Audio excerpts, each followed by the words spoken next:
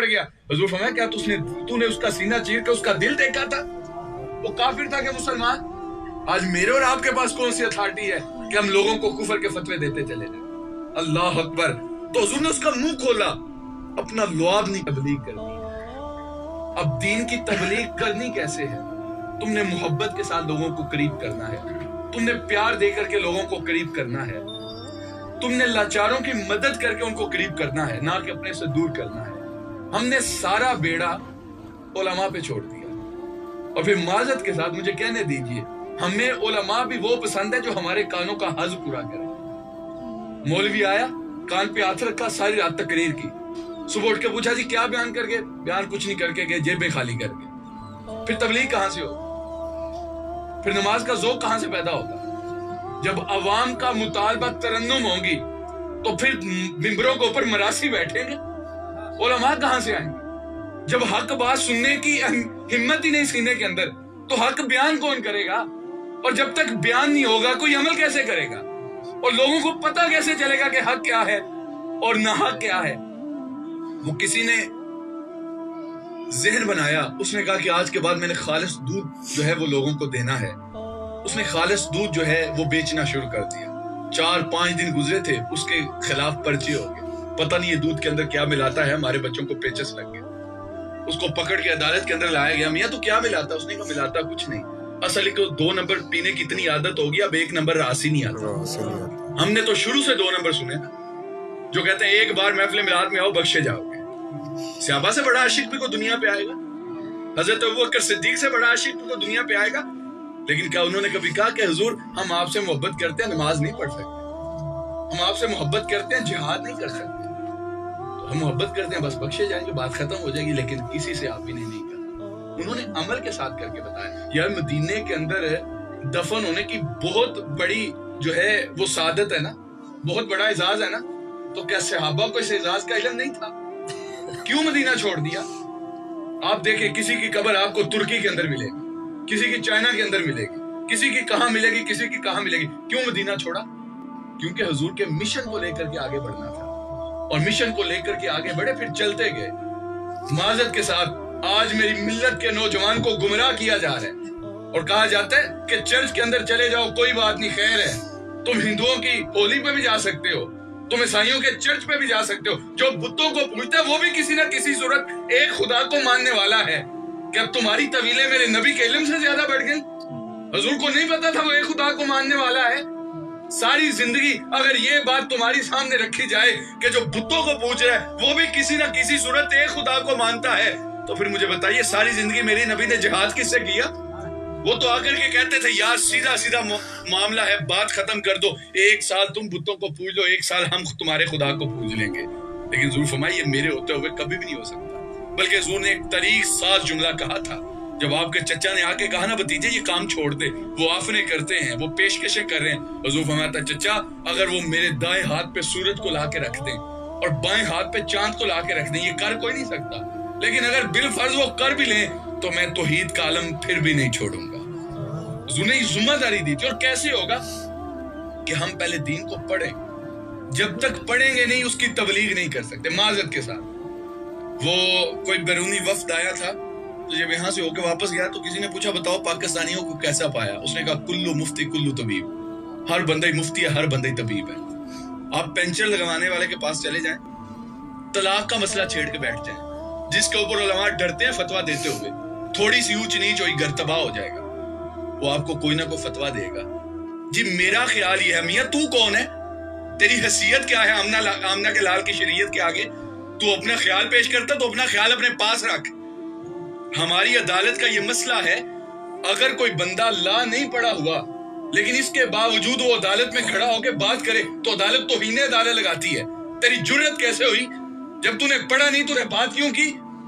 लेकिन हम इतने बेमुरव्वत हो गए, हम इतने बेवफा हो गए, हमारे सामने हमारे नबी की शरीयत का मजाक उड़ाया जाए और हमारे कान पे जूं भी ना रेंगे, हम बात सुन के मुस्कुरा के चले जाए यार छड्डो ये तो ही अंजद है। और मियां नहीं, होश करें, थोड़ा सा आगे बढ़े, उठो दौड़ो कि हशर नहीं होगा दोबारा, देखो जमाना चाल क़यामत की चल गया। अमीर मिल्लत पीर सैयद जमात अली शाह साहब का एक जुमला बड़ा ही लुत्फ देता है।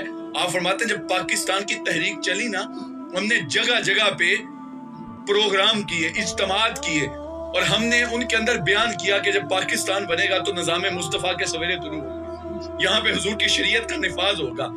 तो किसी जगह पे किसी हिंदू ने जलसा किया और उसने जो है वो हुजूर की तौहीन की। उसने कहा जी हुजूर का निज़ाम तो बड़ा सख्त है, चोर के हाथ काटे जाते हैं, कत्ल का बदला कत्ल है, क़िसास इस्लाम हुक्म देता है, तो अगर पाकिस्तान बन गया तो फिर तो सजाएं बड़ी सख्त हैं। उसने हुजूर की तौहीन की, निज़ाम की। वहां पे एक मलंग बैठा हुआ था, दुर्वेश, ये पीर सईद जमात अली शाह साहब की बात आपके सामने रख रहा हूं। वो मलंग था, वो पता उनकी खास किस्म की मतैर होती है जिसके 7 रंग के उन्होंने रंग किए होते हैं। वो पीछे से स्टेज से चढ़ा ना तो उसने सर के ऊपर डंडा मारा, वो मौके पे मर गया। उसको पकड़ लिया गया, गिरफ्तार किया गया, जेल के अंदर डाल दिया गया। पीर साहब मिलने के लिए गए, सईद जमात अली शाह साहब। कहता मैंने उससे जाके पूछा यार तू दुर्वेश आदमी है, मलंग है, तो तूने कत्ल क्यों किया? कहता उसने जो जवाब दिया ना मेरे ऊपर वजद तारी हो गया। ये कौन कह रहे हैं? अमीर मिल्लत कह रहे हैं, जिनके लाखों मुरीद हैं। कहते हैं वो था तो एक अजीब सा शख्स, हालत परा गंदी थी, दीन पढ़ा हुआ नहीं था। तो मैंने कहा यार तूने ये काम क्यों किया? वो कहने लगा पीर जी मैं नमाज नहीं पढ़ता, मेरी गलती है, मैं रोजे नहीं रखता, मेरा कसूर है, लेकिन मैं गुनाहगार जरूर हूँ, रसूलुल्लाह का गद्दार नहीं हूँ। जो मेरे सामने मेरे नबी के निजाम को बात करेगा गर्दन काट के रख दूंगा। हमारे सामने हुजूर के मामलात के खिलाफ बातें होती रहे और हम बहस के अंदर बैठ जाए, हुजूर गैब जानते हैं कि नहीं जानते, और मियां दिफा कर सकते हो करो, नहीं तो उठ के चले जाओ। तुम्हें किसने ये मुकाम दिया, तुम्हें किसने ये हैसियत बख्शी कि तुम हुजूर के ऊपर तबसरे करो और हुजूर की जात के ऊपर तुम मुनाजरे करो? तुम्हारी अक्ल कितनी है, तुम्हारा इल्म कितना है? इस मामला से बाहर निकलें, थोड़ा सा आगे आके सोचें, और याद रखिएगा उम्मत सिर्फ एक मामले के अंदर आके एक जगह पे इकट्ठी हो सकती है, और वो क्या कि हम कुरान के दामन के साथ जुड़ जाएं। हमने महफिल का इनकाद किया, बहुत अच्छी बात है, करना चाहिए, मोहब्बत का तकाजा है, लेकिन अगर आप इसकी असल भी उठा के देखें, अहले इल्म बैठे इनसे पूछें, आपको असल कुरान मजीद नजर आए। कुरान एक ऐसी किताब है और हुजूर की जात एक ऐसी जात है जो सारी उम्मत को इकट्ठा करके रख देती है। लेकिन मैं आपसे पूछता हूं, मैं हाथ खड़े नहीं करवाता, मैं आपसे पूछता हूं, मुझे बताइए कितने कितने दिन हो गए हमने कुरान को खोल के नहीं देखा? अगर मैं यहां पे हाथ उठाऊं तो कितने सर शर्म से झुकेंगे कि हम इशा की नमाज पढ़ के आए हैं। महफिल के अंदर आना वाजिब था, मुस्तहब था, आए, बड़ी अच्छी बात है, हुजूर ने कबूल किया, लेकिन यार नमाज तो फर्ज ऐन थी ना, वो पढ़ी हमने। मैं एक बात करके अपनी गुफ्तगू को इख्तिताम की जानब लेके जाना चाहूंगा। वो को बाप था, आप समझे तो बात बहुत बड़ी है। उसकी बेटी परवान चढ़ रही थी, उसने अपनी बीवी को बुलाया, कहने लगा मैं बेटी का इम्तिहान लेना चाहता हूँ। उसने कहा क्यों? उसने कहा शादी के काबिल है, कल कल इसकी शादी करनी है, देखें घर संभालने के काबिल भी है कि नहीं। तो उसने क्या किया, उसने बेटी को बुलाया, थोड़े से पैसे दिए, कहा बेटी ऐसी जगह पे छुपा के आना जहां पे कोई देखे नहीं। बेटी छुपा के आ गई। बाप ने उसकी माँ को बुलाया, कहने लगा जाओ ये पैसे ढूंढ के लाओ। अब माँ को तो घर की एक एक नुक्कड़ का पता होता है कौन सी चीज कहाँ पे पड़ी हुई है। वो गई, ढूंढा, कोई ना मिले, वापस आ गई। पता था कि माँ को मिले नहीं, इसने कहाँ पे छुपाए। तो कहने लगा बेटी तूने कहाँ पे छुपाए थे? उसने ताक से कुरान उतार के ले आई। उसने कहा बेटा ये क्या? वो कहने लगी आपने कहा था ऐसी जगह पे छुपाना जहां कोई देखे नहीं, कि यही तो चीज है जिसे हमारे घर में खोल के कोई नहीं देखता। थोड़ी मुझे बताओ, जादू ना हो, टूने ना हो, असेब ना हो, नजरे बद ना हो, साया ना हो, जब कुरान को खोल के नहीं देखा तो हम कैसे एक मुकाम पे इकट्ठे हो सकते हैं? वो किसी ने कहा था कि प्यास कहती है चलो रेत निचोड़ी जाए। लफ्जों की गहराई महसूस कीजिएगा। प्यास कहती है चलो रेत निचोड़ी जाए, अपने हिस्से में समंदर नहीं आने वाला। अपने काबे की हिफाजत अब हमें खुद करनी है, अब अबाबिलों का लश्कर नहीं आने वाला। ऐ सहने हरम तूने पुकारा तो हम आएंगे, ऐ सहने हरम तूने पुकारा तो हम आएंगे, अबाबिलों की सूरत में अब हम आएंगे, लेके हाथों में सदाकत के अलम आएंगे। ये अलग बात है कि तादाद में कम आएंगे। आज हमें उठना पड़ेगा।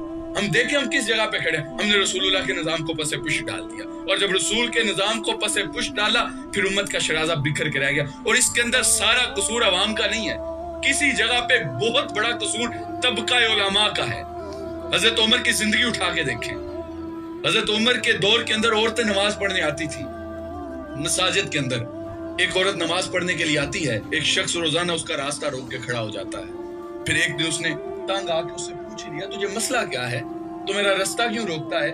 اس نے کہا میں تیرا چاہنے والا ہوں، تیرے سے محبت کرتا ہوں، شادی کرنا چاہتا ہوں۔ اس نے کہا اگر میرے لیے کرنا پڑے تو کیا کرے گا؟ اس نے کہا تارے بھی توڑ دوں گا۔ اس کا بہت بڑا دعویٰ ہے، چھوٹی سی بات ہے، وہ کیا؟ کہا 40 دن تک حضرت عمر کے پیچھے نمازیں پڑھتے، پھر 41ویں دن میں تیرا انتظار کرتا ہوں۔ اس نے کہا یہ کون سی بات ہے جہاں اتنا انتظار کیا 40 دن اور سے؟ 40 دن تک حضرت عمر کے پیچھے نمازیں پڑھی۔ 41ویں دن جب قریب سے گزرا نا تو وہ وہاں پہ وعدہ کھڑی تھی، کہنے لگی جانے والے ٹھہر، میں تیرے لیے کھڑی ہوں۔ اس نے کہا خیر سے کھڑی رہ۔ عمر نے دل کا تعلق رب سے جوڑ دیا۔ یار کوئی 40 دن تک حضرت عمر کے پیچھے نمازیں پڑھے، دل کی دنیا بدل جائے، وہ 40 سال میرے پیچھے نمازیں پڑھتا رہے، اس کے وضو کا طریقہ ٹھیک نہ ہو، پھر میں تقاضا کروں کہ یہ نہیں سیکھتے تو کمی مجھ میں ہے، کوتاہی مجھ میں ہے۔ اور یاد رکھیے گا جب نظام مصطفیٰ کے سویرے طلوع ہوں گے پھر دنیا سے جھگڑے ختم ہوں گے، پھر دنیا سے لڑائیاں ختم ہوں گی۔ حضرت عمر کے دور کے اندر 2 نوجوان ایک بوڑھے شخص کو کندھوں سے پکڑ کے لائے، یہ ہمارے باپ کا قاتل ہے، ہم قصاص چاہتے ہیں۔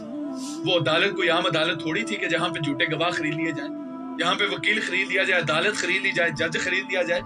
حضرت عمر نے کہا میاں بتا یہ کیوں تو نے قتل کیا؟ وہ کہنے لگا حضرت میں مسافر آدمی، میں سفر کرتا آ رہا تھا، راستے کے اندر شجرے سایہ دار دیکھا، میرا جی چاہا اس کے نیچے آرام کر لوں، تو میں آرام کرنے کے لیے لیٹا، میں نے اپنے اونٹ کی نکیل اس ٹہنی کے ساتھ باندھ دی، پتہ نہیں وہ کیسے کھلی، میرا اونٹ اس کے باپ کی چراگاہ کے اندر داخل ہو گیا۔ اس کو غصہ آیا، اس نے پتھر مارا، میرا بڑا لاڈلا اونٹ تھا، اس کی آنکھ نکل گئی۔ وہ جب درد سے رویا تو میری آنکھ کھلی تو میں نے دیکھا کہ اس کی آنکھ ضائع اور پتھر پڑا ہوا تھا، موقع پہ اس کا باپ تھا، تقاضا تھا اسی نے مارا ہے۔